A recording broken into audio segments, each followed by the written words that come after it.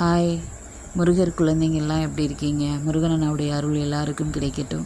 இன்றைக்கி முருகரன் நான் சொல்ல வேண்டிய பதிவு என்ன தெரியுங்களா? ஆண் பிள்ளையை பெற்ற எல்லா தாய்களுக்கும் என்னையும் சேர்த்து சொல்கிறேன். நம்ம பொம்பளை பிள்ளைகளை நிறைய கண்டிப்போம். அங்கே நிற்கக்கூடாது, இங்கே நிற்கக்கூடாது, ரோட்டில் வரையில் ஃபோன் பேசக்கூடாது, எந்த பசங்கள்டையும் பேசக்கூடாது, பண்ணக்கூடாது, செய்யக்கூடாதுன்னு நம்ம பொம்பளை பிள்ளைகளை தான் அதிகம் கண்டிப்போம். ஏன் ஆம்பளை பிள்ளையை கண்டிக்கக்கூடாது? நம்ம பொம்பளை பிள்ளையை பெற்று வளர்க்குற மாதிரி தானே இன்னொருத்தவங்க வீட்லேயும் பொம்பளை பிள்ளையை வளர்ப்பாங்க. அவங்க பொண்ணும் கௌரவமாக வளரணும்னு தானே நினைப்பாங்க. நம்ம பொண்ணு கௌரவமாக வளரணும்னு நம்ம நினைக்கிறோன்னா அவங்க வீட்லேயும் அதை தான் நினைப்பாங்க. அதனால் நம்ம ஆம்பளை பிள்ளைகள்கிட்டையும் இங்கே வாங்கப்பா, நம்ம வீட்டில் நம்ம தங்கச்சி எப்படி வளர்க்குறோமோ, அக்காவை வளர்க்குறோமோ அதே மாதிரி தான் அவங்க வீட்லேயும் வளர்ப்பாங்க.